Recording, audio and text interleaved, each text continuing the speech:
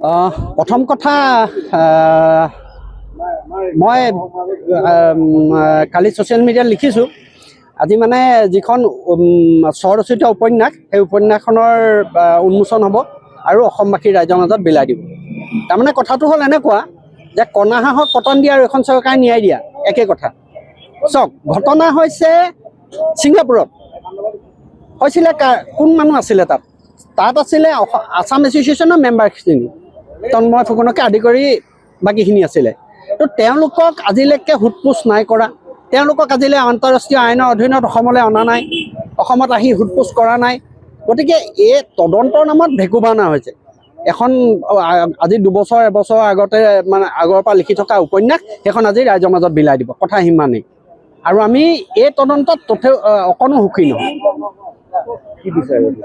এতিয়া আমি বিচাৰিছোঁ প্ৰথম কথা ছিংগাপুৰত যিসকল ব্যক্তি আছিলে ঘটনাটোৰ সময়ত দাদাৰ মৃত্যুক উপভোগ কৰিছিলে সেই মানুহখিনিক আন্তঃৰাষ্ট্ৰীয় আইনৰ অধীনত কৰায়ত্ব কৰি অসমলৈ আনক আৰু তেওঁলোকৰ ওপৰত বিহিত ব্যৱস্থা কৰক, প্ৰথম কথা। 2 নম্বৰ কথা ছিংগাপুৰ গভৰ্ণমেণ্টৰ লগত যোগাযোগ কৰি তাত যিখিনি হৈছিলে তেওঁলোকৰ ইনভেষ্টিগেশ্যন কৰি আছে। গতিকে তেওঁলোকৰ ইনভেষ্টিগেশ্যনৰ লগত আমাৰ হেৰিখিনি অসম গভৰ্ণমেণ্টৰ যিটো SIT দল আছে তেওঁলোকে আলোচনা কৰক আৰু সেই মৰ্মে শুদ্ধ আৰু নিকা আৰু সঁচা তথ্যখিনি ৰাইজৰ আগত দাঙি ধৰক। আৰামছে ওলাই যাব। কাৰণ আটাইতকৈ ডাঙৰ কথা হৈছে কি আই উইটনেছটোৰ অভাৱ আছে ইয়াত। আই উইটনেছ কোন আছিলে? আই উইটনেছ তেখেতসকলে আছিলে ছিংগাপুৰৰ মেম্বাৰ্ছখিনি। তেখেতসকলকে আজিলৈকে সোধপোছ কৰা নাই, তেখেতসকলে আন্তঃৰাষ্ট্ৰীয় আইনৰ অধীনত কৰায়ত্ব কৰি অসমলৈ অনা নাই। গতিকে 100% সঁচা কথা। আৰু গতিকে তেওঁলোক যে আইনৰ সুৰুঙাৰ মাজেদি সৰকি যাব এইটো একদম 100% সত্য। গতিকে অসমবাসীয়ে এটাই বিচাৰিছে, আমি আমাৰ হিয়াৰ আমঠুক হেৰুৱালোঁ, শাৰীৰিকভাৱে আমি হেৰুৱাইছোঁ হয়, কিন্তু তেওঁ আমাৰ মাজত সদায় অমৰ হৈ থাকিব, পবিত্ৰ আমাৰ অন্তৰত সদায় থাকিব, জীয়াই থাকিব, আমি ৰাখিম তেওঁক। কিন্তু তাৰ আগত সঁচা তথ্যখিনি অসমবাসীক যাতে দাঙি ধৰে আমি অসম চৰকাৰক এইটো দাবী জনাইছোঁ। মইতো কম মুকলি জেগাত ফাঁচি দি দিয়ক, গোটেইকেইটাকে আনি পেলাই মুকলি জেগাত ফাঁচি দি দিয়ক, যাতে অসমবাসীয়ে মৃত্যু কি বস্তু এই তেহেঁতি যেনেকৈ দাদাক তিলকৈ মাৰিছিলে, উপভোগ কৰিছিলে, আনন্দ কৰিছিলে, মদে মাছে মাংসই খাই উপভোগ কৰি হাঁহি হাঁহি দাদাক মৃত্যুমুখলৈ ঠেলি দিছিলে।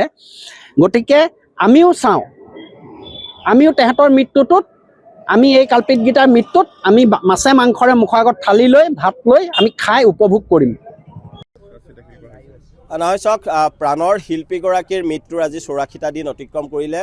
জাতীয় সংগ্ৰামী সেনা অসমৰ লগতে সমগ্ৰ অসমবাসী ৰাইজে আজিৰ এই বিশেষ দিনটোৰ কাৰণে অত্যন্ত আবেগেৰে আচলতে ৰৈ আছিলে। যদিও আমি জুবিনদাৰ মৃত্যুটো সহজভাৱে ল'ব পৰা নাই, তথাপিও আচলতে নিয়তিৰ পৰিহাস এয়া আমি মানি ল'বই লাগিব।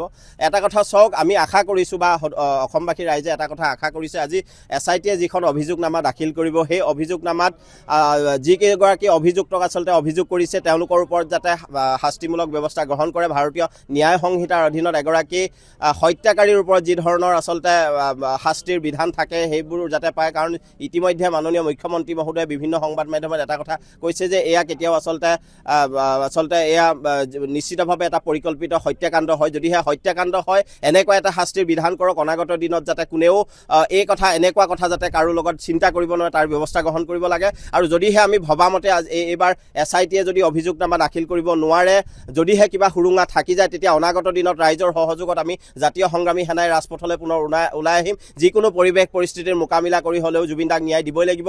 জুবিনদাৰ এই দুৰ্ভগীয়া পৰিয়ালটোক ন্যায় দিয়াৰ ক্ষেত্ৰত জাতীয় সংগ্ৰামী সেনা নিশ্চিতভাৱে দায়বদ্ধ থাকিব। আমি পুনৰবাৰ আহ্বান জনাইছোঁ অসমবাসী ৰাইজক যে আজিৰ এই SITৰ যিখন প্ৰতিবেদন দাখিল কৰিব, যি অভিযোগনামা দাখিল কৰিব, সকলোৱে আচলতে দৃষ্টি নিক্ষেপ কৰি থাকক। যদিহে সুৰুঙা দেখা পায় তাত আপোনালোকে নিশ্চিতভাৱে আচলতে প্ৰতিক্ৰিয়া প্ৰকাশ কৰিবলৈ আমি জাতীয় সংগ্ৰামী সেনাৰ তৰফৰ পৰাও আহ্বান জনাইছোঁ। আচ্ছা, জুবিন গাৰ্গ মৃত্যুৰ দিনাৰ পৰাই আচলতে আমি সমগ্ৰ অসমবাসী ৰাইজে অপেক্ষাৰত হৈ আছিলোঁ যে আচলতে এই যিখন চাৰ্জশ্বিট হ'ব এই চাৰ্জশ্বিটখন আচলতে কি থাকিব। আমি আশা কৰি আছিলোঁ যে ছিংগাপুৰত আমাৰ হিয়াৰ আমঠুগৰাকীৰ কেনেকৈ মৃত্যু হ'ল আৰু ইয়াৰ অন্তলত কোন কোন সোমাই আছে আৰু সেই কথাবিলাক আমি পাব বিচাৰিছিলোঁ। কিন্তু সমগ্ৰ যিবিলাক ব্যৱস্থাপনা সেই ব্যৱস্থাপনাবিলাক দেখি পিনি এটাই কথা আজি ক'ব বিচাৰিছোঁ মুঠৰ ওপৰত আজি আচলতে যিখন চাৰ্জশ্বিট দাখিল হ'ব সেইখনক আচলতে আমি অভিহিত কৰিব বিচাৰোঁ এখন কাল্পনিক গ্ৰন্থ হিচাপে। আৰু এই গোটেই কাল্পনিক গ্ৰন্থখনৰ মুখ্য সম্পাদনাৰ দায়িত্বত আছে মুখ্যমন্ত্ৰী হিমন্ত বিশ্ব শৰ্মা ডাঙৰীয়া। যিখন কাল্পনিক গ্ৰন্থত কাহিনীয়ে বিচৰাৰ পাছতো মূল যিসকল খলনায়ক আছিল সেই খলনায়কবিলাক আচলতে চৰিত্ৰৰ পৰা খলনায়কৰ যিবিলাক চৰিত্ৰ সেইবিলাক বাদ পৰি ৰ'ল। এটা কথা স্পষ্ট যে এই যিখন আচলতে গ্ৰন্থ আজি উন্মোচিত হ'ব বা আজি আদালতত দাখিল হৈছে, এই গ্ৰন্থখনৰ জৰিয়তে অসমৰ এই যিগৰাকী হিয়াৰ আমঠু সেই হিয়াৰ আমঠুগৰাকীয়ে কোনো ধৰণৰ ন্যায় নাপায় এই কথাটো স্পষ্ট।